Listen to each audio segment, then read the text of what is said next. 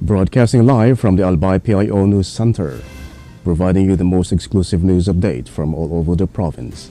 This is News at 12. In the local scene, the Sangguniang Panlalawigan ng Albay pushed for a resolution solidifying better patient transfer from the Josefina Belmonte Duran Albay Provincial Hospital to the Bicol Regional Hospital and Medical Center. A resolution authorizing the local chief executive to sign a memorandum of agreement aimed at enhancing healthcare services by facilitating the effective and efficient transfer of patients from JBDOF to BRHMC was recently endorsed at the SPA. Board member Attorney Sheena Marie C. Onrubia de la Cruz, Chair of the Committee on Laws, Rules and Oversight, recommended the passage of the resolution during the SPA regular session on Tuesday. The proposed MOA seeks to streamline and strengthen the healthcare referral system, specifically focusing on transferring patients who require more advanced medical attention from JBDOF to the higher level facilities at BRHMC. The committee emphasized that this initiative aligns with the local government code's mandate for LGUs to provide basic health services and support national healthcare policies, including Republic Act 11223 or the Universal Healthcare Act, by fostering a stronger network of healthcare facilities. JBDOF is managed by the provincial government of Albay, while BRHMC is overseen by the Department of Health, Bicol.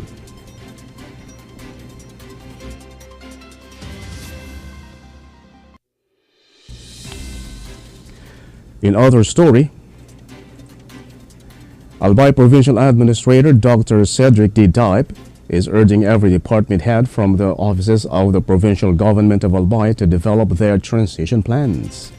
Dipe emphasizes that to prepare for the handover and action plans that the provincial transition team must complete, a meeting with the department heads of the provincial capital needs to be convened.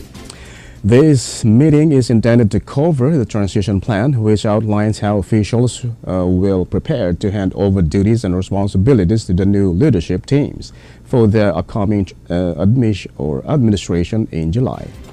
According to Dipe, departments should compile a report listing all programs, projects, and activities that have been finished or concluded by June of this year. Those must be completed after the election and will be handed over to the new leadership, and those that have not yet started but must be finished within the year. A financial plan must be completed in a consolidated report so that it can be prepared and addressed before being handed over to the next set of leaders by July. Furthermore, Dipe stressed that PGA employees should remain neutral following the election to protect the institution from any issues of political conflicts.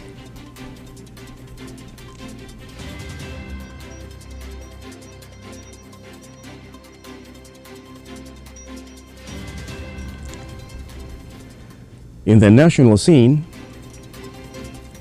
the Remulla brothers and 3 other key officials allegedly involved in the unlawful arrest of former President Rodrigo Duterte have been ordered by the Office of the Ombudsman to respond to the criminal and administrative complaints filed by Senator Amy Marcos.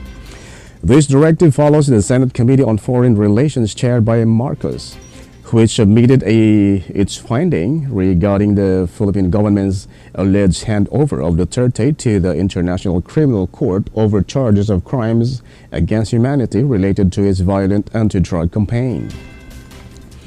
Marcos provided a copy of the committee report to the Ombudsman, recommending criminal and administrative charges against Justice Secretary Jesus Crispin Remulla, Interior Secretary John Vic Remulla, PNP Criminal Investigation and Detection Group Chief Major General Nicolas Torre III, PNP Chief General Romel Marbil, and the Special Envoy for Transnational Crime Marcos Lacanilao. The charges included alleged violation of RA 3019, the Anti-Graft and Corrupt Practices Act, arbitrary detention, usurpation of judicial functions, grave misconduct, and conduct prejudicial to the best interest of public service, among others. The Ombudsman has given the respondents 10 days from the receipt of the directive to submit their counter-affidavits. Marcos, a known Duterte ally, emphasized that the coordinated actions of these officials constitute criminal and administrative offenses, urging the Ombudsman to impose appropriate sanctions if warranted.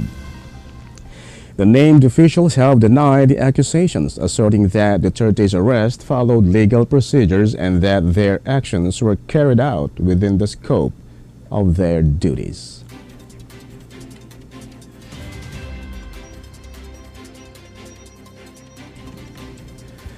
In other story,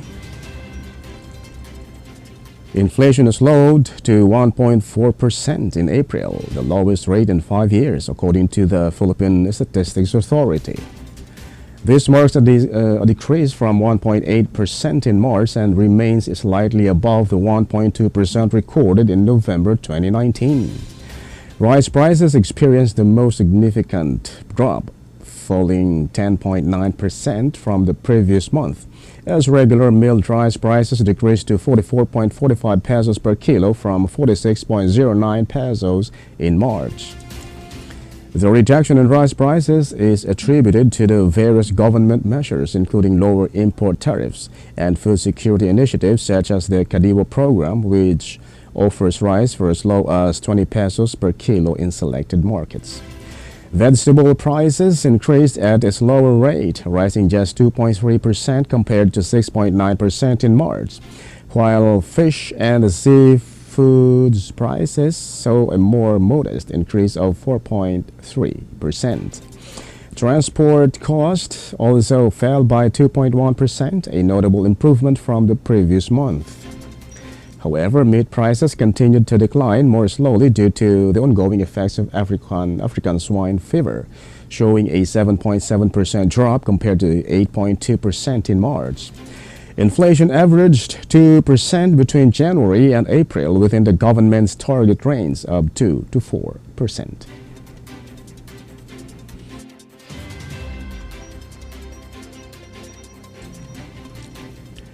In other news, the Commission on Elections reminded voters to behave and refused to accept sample ballots. COMELEC Chairperson George Garcia stated that while bringing a mobile phone into the precincts is not prohibited, voters should refrain from taking pictures and posting them on Facebook.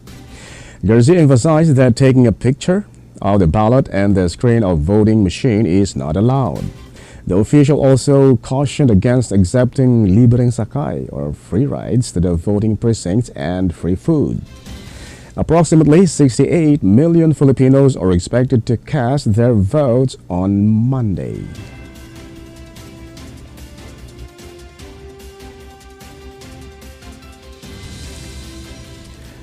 And in the news outside the country, the United Nations said it needed roughly $160 million for Nigeria's conflict-battered northeast, where the situation is at its worst in 5 years, according to the local head of the body's humanitarian arm. The region has been plagued by a 15-year jihadist insurgency that has killed more than 40,000 people and displaced over 2 million. The fighting has also ruined livelihoods and hindered access to agricultural land and markets. The funds are needed to provide nutritional and health supplies to 2 million people, including 600,000 children in the Borno, Adamawa, and Yobe states, officials said. The request comes as cuts by the United States have hampered the humanitarian response in the region. Officials from the World Food Program, Food and Agriculture Organization, and the Children's Fund UNICEF warned that the already precarious humanitarian situation could be worsened by a disease outbreak or natural disasters such as flooding, which the region would not be prepared for.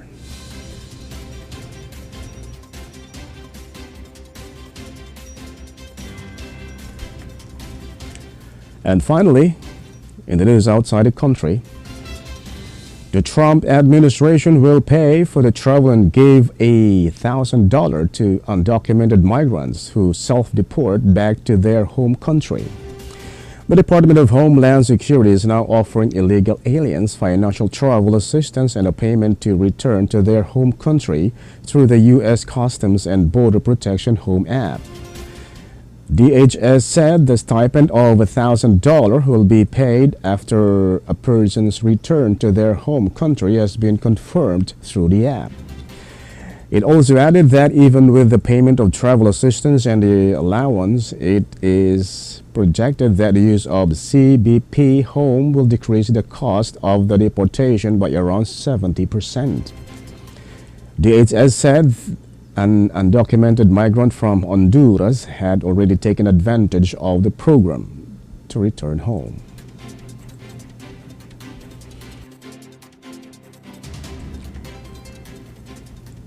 And that's all for the news at 12, May 8, 2025. We'll be back tomorrow for more news updates. And thanks to our news writer Albay PIO and Erica Dumlao. And on the technical side, Chad Bobis. Of course, our Provincial Information Officer, Mary Luduque Castillo. And under the supervision of our Governor, Baby Glenda Ong Bungao, I am Greg Hallare. Thank you for subscribing.